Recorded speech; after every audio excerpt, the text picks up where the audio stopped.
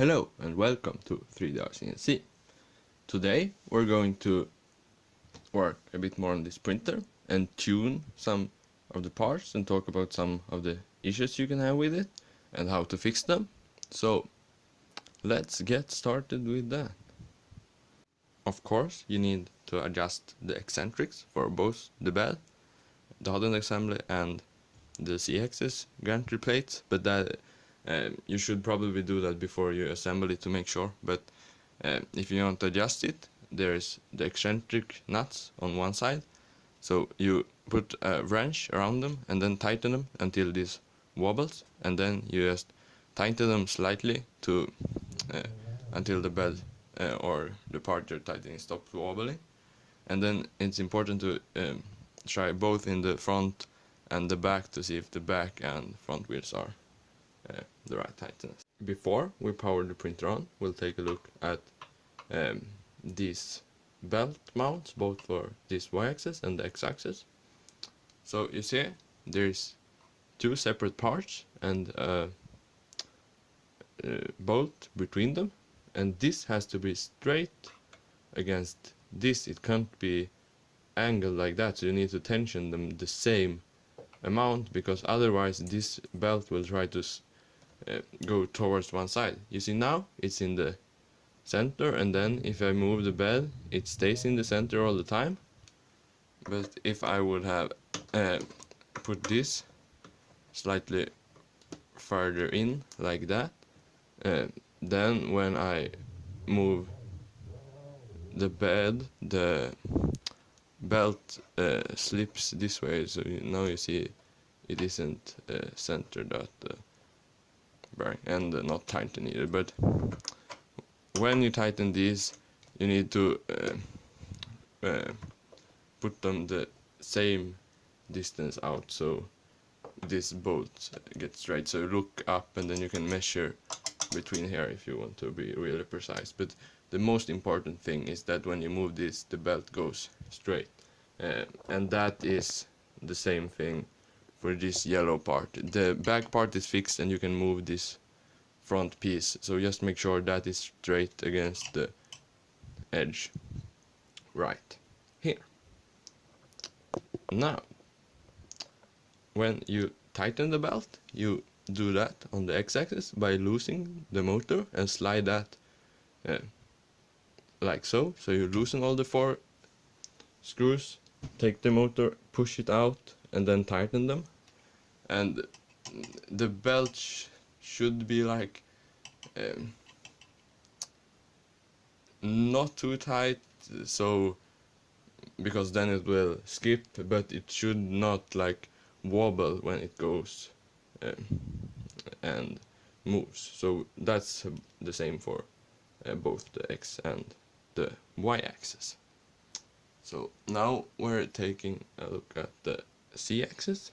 Now, as you can see right here, the stepper motor goes through the nut and then up in this part right here, and this needs to be aligned. This should go on the side right there, but the most important thing is that you look from the top, and this shouldn't touch any of the edges. This is just so you don't bump into it, and if it like pushes against right here, then you can get C-banding, and that's not good.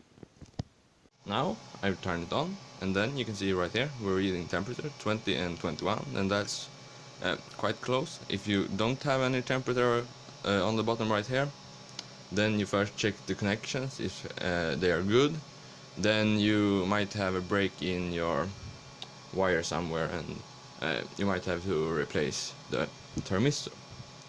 So when that's good, you can try and heat up the hot and then bed as well, but that should work if you connected the wires in the right place. Then if we go to motion, move axis, then you can try move X, Y and Z, and I like to do 10 millimeters. So then you can see right there the x-axis moves, and positive should be that way, and if it isn't, then you either have to turn the motor connector or the wires in the motor connector, or change it in the stepper motor direction in the firmware if you know how to do that. And for the z-axis I just do 1 millimeter, because if they go in opposite directions you can twist the thing, and that's no good. So when you tried that all of the axes move in the right direction, then you can go to motion, try first homing the x-axis right here, and we have sensorless homing, so it should just stop. If it stops before, then you might have to adjust the value for the sensorless homing, and I will leave links to videos below here where you can check that out. The same for this arm right here with the servo. It needs to go to do different angles so it homes when the arm is deployed down, and I will leave a link for a video where they show exactly how to set it up and input the correct values for that.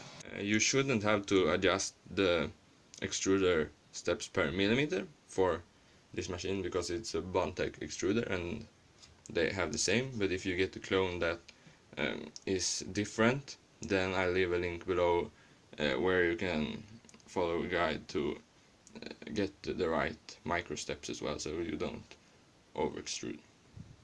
Before you start print, you also need to measure from the extrusions right here up to this part, so this is level from the start, because it won't level, and if you have it at an angle, the bed will also be at an angle because you level the bed for the x-axis. So just measure on both sides and twist one of the C-steppers until they are even, and then you just home in the middle, move out to the corners, adjust the bed quite tight, and then you can do the mesh bed leveling, and when it starts printing you can adjust the microstep up and down to